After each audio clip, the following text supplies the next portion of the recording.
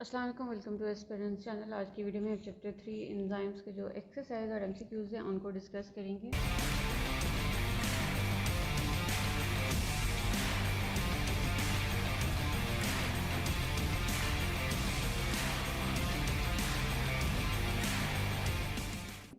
सबसे पहले हम एमसीक्यूज को देख लेते हैं। पहला एमसीक्यूज है हमारे पास, which of the following has an coenzyme activity. ठीक है, तो अगर हम ऑप्शन देखें तो हमारे पास NAD कैल्शियम है, both A and B, none of these. तो अगर हम देखें तो जो कैल्शियम है हमारे पास कोई एंजाइम या कोफैक्टर नहीं है, तो हमारे पास जो राइट ऑप्शन है वो है NAD।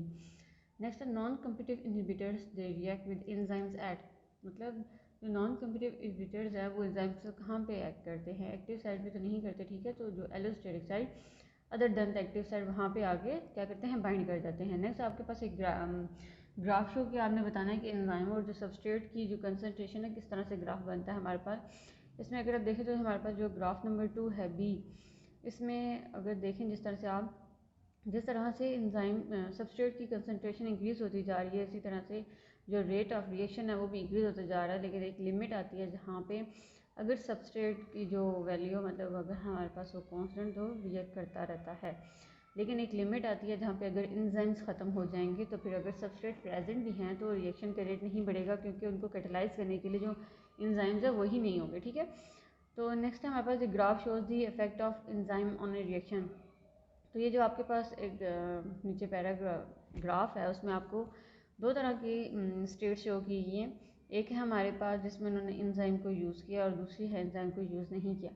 अगर हम एंजाइम को यूज़ नहीं करेंगे तो जो हमारे पास पीक बनेगी एक्टिवेशन एनर्जी की वो ज़्यादा बनेगी। ठीक है, तो जो हमारे पास C है उसमें अगर आप देखें और D, ठीक है, दोनों में हमारे पास जो X वाली है वो क्या है, अनकैटेलाइज। ठीक है, उसके बाद हम Y को देखें तो हमारे पास जो पीक है वो कम है, इसका मतलब यहाँ पे एंजाइम यूज़ हुआ और एक्टिवेशन एनर्जी क्या हुई है, कम हुई है।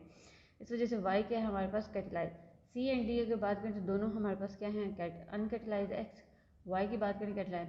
उसके बाद Z, ये जो प्रोडक्ट है वो हमारे पास क्या है, ये वो एनर्जी होती है जो प्रोडक्ट गेन करता है। ठीक है, एनर्जी गेन मतलब प्रोडक्ट। इस वजह से अगर राइट ऑप्शन देखें तो हमारे पास क्या है, C कैटेलाइज, उसके बाद energy gain by the product. Next है हमारे पास the catalytic activity of an enzyme is restricted to small portion. तो वो हमारे पास एक्टिव साइट होती है जहाँ पे उसकी जो कैटेलिटिक एक्टिविटी होती है वो वहाँ तक ही, उसके पॉइंट तक ही रिस्ट्रिक्टेड होती है।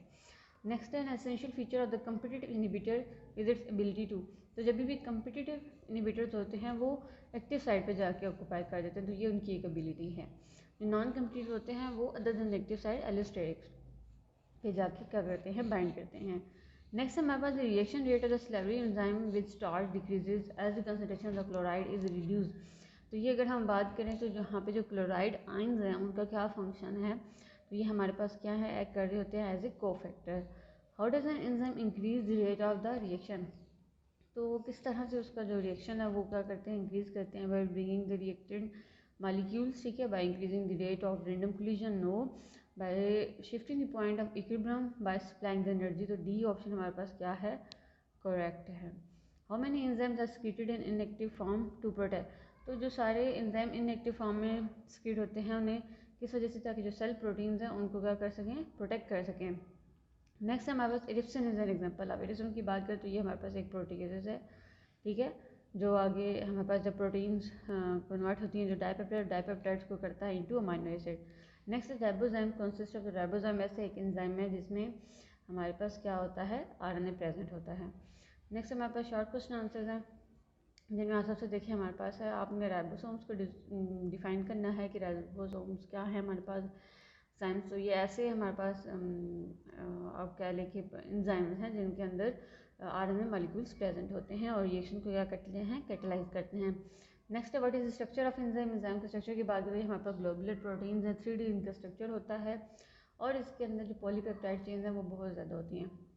और जब हमने लेक्चर में देखा तो हमने देखा था कि एंजाइम्स के अंदर हमारे पास दो तरह की बाइंडिंग साइट्स होती हैं, एक एक्टिव साइड होती है और एक हमारी कैटेलिटिक साइड होती है। ठीक है, उसमें हम फिर बाइंडिंग और कैटेलिटिक एक्टिव साइड को दो में डिवाइड करते हैं। Explain the enzyme pepsin which does not require cofactor. तो पेप्सिन एक ऐसा डिजेस्टिव एंजाइम है जो स्टमक में प्रेजेंट होता है और प्रोटीन्स को ब्रेक डाउन कर देता है इनटू पेप्टाइड। ठीक है, क्योंकि प्रोटीन क्या एक पॉलीपेप्टाइड है और इसकी वजह से इसको कोई कोफैक्टर नहीं चाहिए होता अपनी एंजाइमेटिक एक्टिविटी के लिए। इस वजह से आपने इसके क्या लिखना है, एक उसका नाम लिखना और उसका फंक्शन लिखना कि ये किस तरह से एज ए कोफैक्टर इसको रिक्वायर्ड नहीं होता और अपना फंक्शन परफॉर्म करता है in human body. Next prosthetic group. Prosthetic group की हमने देखना एग्जांपल भी देनी, जिसमें एग्जांपल्स अगर हम हीमोग्लोबिन की देखें और मायोग्लोबिन, जो नॉन प्रोटीन पार्ट एंजाइम्स को चाहिए होते हैं, हमने बात की थी कि वो कभी कभी परमानेंटली अटैच होते हैं और कभी कभी लूजली अटैच होते हैं। अगर परमानेंटली अटैच हों तो उसमें हमारे पास क्या है प्रोस्थेटिक, लूजली होंगे तो क्या होंगे वो हमारे पास को एंजाइम होंगे। नेक्स्ट है हमारे पास what is the mechanism of enzyme action. तो एंजाइम किस तरह से वर्क करते हैं, शुरू में चैप्टर में जब भी हमने पढ़ा हमने देखा कि जो एंजाइम्स है वो किसी भी रिएक्शन में खुद कंज्यूम नहीं होते बल्कि उस रिएक्शन का रेट इंक्रीज़ कर देते हैं और क्या करते हैं कि उसकी जो एक्टिवेशन एनर्जी चाहिए होती है किसी भी केमिकल रिएक्शन को करने के लिए, उसकी एनर्जी को क्या करते हैं कम कर देते हैं एक्टिवेशन एनर्जी को, ताकि वो जो रिएक्शन है वो कैटलाइज हो और वो इंक्रीज़ हो जाए उसका रेट। नेक्स्ट है what is the role of free energy of the activation chemical energy. Free energy का रोल क्या है, वो हमें जो केमिकल रिएक्शन उसको इनिशिएट करने के लिए चाहिए होती है और जो एंजाइम्स होते हैं वो इस एनर्जी बैरियर को क्या करते हैं कम करते हैं और वो रिएक्शन क्या होता है स्मूथली परफॉर्म होता है। उसके बाद है एक्सटर्नल कंडीशन देखनी है जो एंजाइम के रिएक्शन को अफेक्ट करते हैं, जैसे हमने सबस्ट्रेट, टेम्परेचर, पीएच, ये सारे जो हमने डिस्कस किए थे पॉइंट, उन सबको हमने डिस्कस करना है। Compare the optimum temperature of the enzyme human and thermophilic bacteria.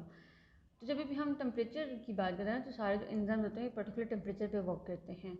तो अगर वो टेम्परेचर अगर हम इंक्रीज़ कर देंगे तो क्या होगा एंजाइम डीनेचर हो गए। ह्यूमन्स की अगर हम बात करें तो ये हमारे पास 37 पे करते हैं, ठीक है। उसके बाद जो हमारे पास थर्मोफिलिक बैक्टीरिया होता है उनका जो टेम्परेचर वो देख सकते हैं वो होता है हमारे पास 60 डिग्री, ठीक है। उसके बाद है describe the range of the pH.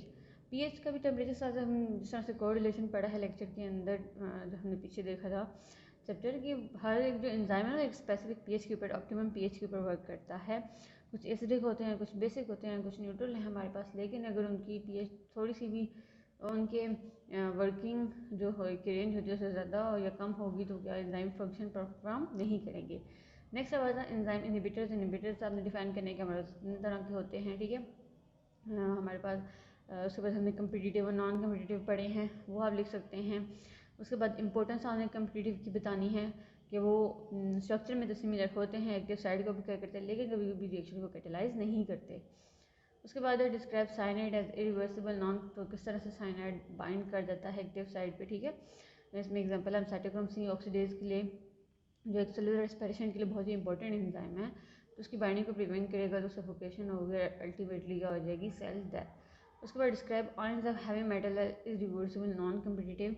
तो हैवी मेटल्स में हम लेड, मर्क्यूरी, कैडमियम ले लेंगे, ठीक है, जो कि क्या करते हैं कि स्ट्रक्चर को डिस्टर्ब कर देते हैं और फिर जो डिस्टर्ब कर देंगे स्ट्रक्चर को तो एंजाइम की क्या हो जाएगी इनहिबिशन हो जाएगी और सेलुलर डैमेज होगा। उसके बाद आपने कुछ डिफरेंसेस लिखने हैं बाइंडिंग और कैटालिटिक साइड में। बाइंडिंग साइड वो होती है जहाँ पे जो आपका सबस्ट्रेट है वो बाइंड करेगा, लेकिन उस रिएक्शन को कैटालाइज जो कर रही है साइड वो हमारे पास कैटालिटिक साइड होती है जो सारा फंक्शन एक्चुअली परफॉर्म कर रही होती है। उसके बाद एपो एंड हेलो एंजाइम है। एपो एंजाइम रेफर करता है प्रोटीन पार्ट का जिसमें हमें को फैक्टर नहीं चाहिए होता, जबकि होलो एंजाइम में हमारे पास को फैक्टर बाइंडेड होता है हमारा उसके साथ एंजाइम के साथ। प्रोस्थेटिक एंड को एंजाइम हम आगे देख चुके हैं, लूजली पार्ट अटैच होंगे तो हमारे पास प्रोस्थेटिक ग्रुप होगा और अगर लूजली अटैच है तो दे आर द को एंजाइम। इनऑर्गेनिक को फैक्टर और ऑर्गेनिक फैक्टर में क्या हमारे पास डिफरेंस है। इनऑर्गेनिक जो होते हैं हमारे पास मेटल आयंस होते हैं, जबकि हम ऑर्गेनिक फैक्टर्स की बात करें तो हमारे पास कॉम्प्लेक्स मॉलिक्यूल्स हो सकते हैं, ठीक है। जैसे हमारे पास क्या है विटामिन है। Lock and induce fit model जिस तरह से हमने देखा कि जो एंजाइम्स हैं एक पार्टिकुलर सबस्ट्रेट के साथ ये एक्ट करके बनाएंगे लाइक के लॉक एंड की, जिस तरह के स्पेसिफिक लॉक एक स्पेसिफिक की होती है, ये लॉक एंड की मदद से, लेकिन ऐसा नहीं है। जब भी सबस्ट्रेट एंजाइम से अटैच होता है तो जो हमारा एंजाइम है वो फ्लेक्सिबल होता है, खुद को अकॉर्डिंगली सबस्ट्रेट के चेंज कर लेता है, वो हमारे पास क्या है इंड्यूस फिट मॉडल।